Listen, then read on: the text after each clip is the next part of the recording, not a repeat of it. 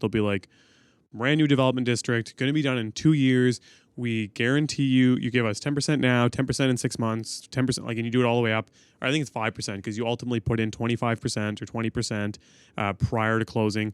And then we offer you 5 years guaranteed rate of return with rentals and stabilization and all this. So they make it sound so good. They're like, they have it all calculated out, and they're like, you're going to make an average of 8.7% on your money. You're going to end up with a condo.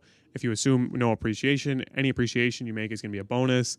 And all you got to do today is put down 2%. And so I've looked at them many, many times. I've looked at them in BC as well, because the projections, I was looking at towns outside of Vancouver along the northern coast, and the projections were insane. They were like wood frame condos in these little like ski surf towns.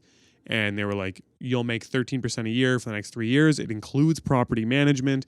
It includes those are all sort of like these weird timeshare almost setups. But I know. It's a like, condo. Yeah. It's not even, like, you own the condo, but they're including with your condo purchase, they include property management for 3 years and a guaranteed rental rate. Yeah. They say, we guarantee you $2,100 a month for the 3 years after this.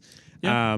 And like, part of me, I was like, I was, this is too good. I remember talking to a couple of guys in the office, and I'm like, well, maybe I'll lob down like the 20K on one of these now, and then every 6 months I just got to put down another 20 grand over the next 3 years. I get my down payment together of $150,000, and I end up with the property. And there's all this potential that when I close, and I paid $600 contract price, potentially by close it's worth $800. Yeah.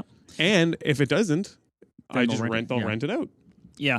The former option, though, which is the sell it before it even closes, is the big pitch, right? Where it's like, listen, you might tie up 60, 80, maybe $100,000 over the course of this development in installment payments towards buying this hypothetical unit. And it may take 4 years for that unit to be complete, but you are going to be in it for a relatively small amount. And in the 4 years, you could sell it at some point to an actual buyer for a significantly inflated price. And that was the big pitch that these companies were making. The challenge is, I've got the numbers here. There are 31,000 pre-construction units set to be complete in 2023 in Toronto. That's insane. 19,000 of them are set to be complete in the first 6 months. How's that going to go when these people, one, did they buy early enough, and is there enough of a spread for them to sell and make a profit? Yep. And then it's like, okay, if there is just sheer buyer demand, is there enough for all of the people to sell? Because at some point it becomes a race to the bottom, or increasingly people need to keep them. And then there's a challenge of, well, what about the people who you never really had the pressure to actually close? As long as you were okay with your down payment, you didn't need proof of financing. It was 4 years away in some cases. Yeah. So what if it comes due here and you don't actually qualify for that mortgage? Or you because have the rates 20 are of them through the roof? that you bought. Yeah, or you did this on a number of them. It's going to be a little bit dicey here. I'm in total agreement, and this is why I wanted to bring it up on the last episode. Again, we ran out of time, but the one thing that they do to mitigate this, because I think they've been through these issues before, and this is where I'm like, oh, it's kind of smart. Not to this degree, though, but... Not maybe to this degree, but they do these staged down payments.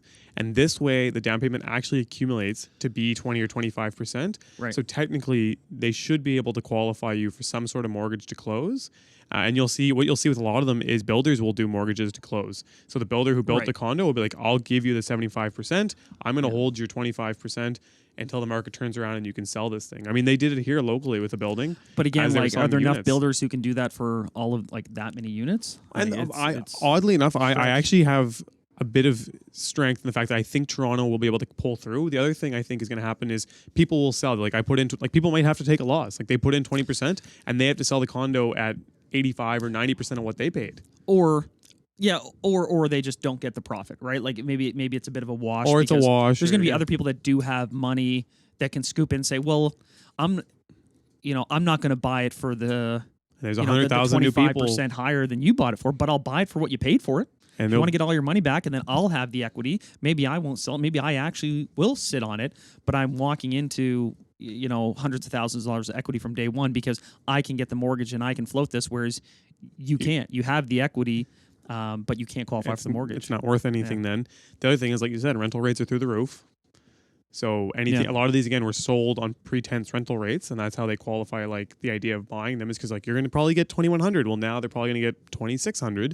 So there's a lot of people that will want to buy there. And we saw the immigration numbers. There'll probably be another 150,000 people that land in Toronto next year. So oddly enough, I have this weird faith. The other thing is the loonies. I mean, it had a bit of a bump recently, but loonie overall isn't super strong, and there's potential that external markets are going to look at Canada to invest more money in these Toronto, BC areas, and condos are the way they love to do it. Yeah, I don't think the influx of immigrants is necessarily gonna buoy that up, because I just don't think it's the clientele, because I think most of these were going to be investments to then be rented or something like that. Immigrants work together though, man. Like a 2-bedroom, like they'll come in there with 3 families and buy it. No, seriously, that's what they do, man. And they don't necessarily even live in it. They might just go rent it out, but they'll work together as a group and be like, we each qualify for $200,000. Let's put it together. They're not afraid at all to do that. Yeah. Like we even said they when we invented talked the about joint venture. They invented the JV, man. Like they are the OG JV players. So I brought up last time because I was like, man, I feel like this is gonna be a collapse on all hell.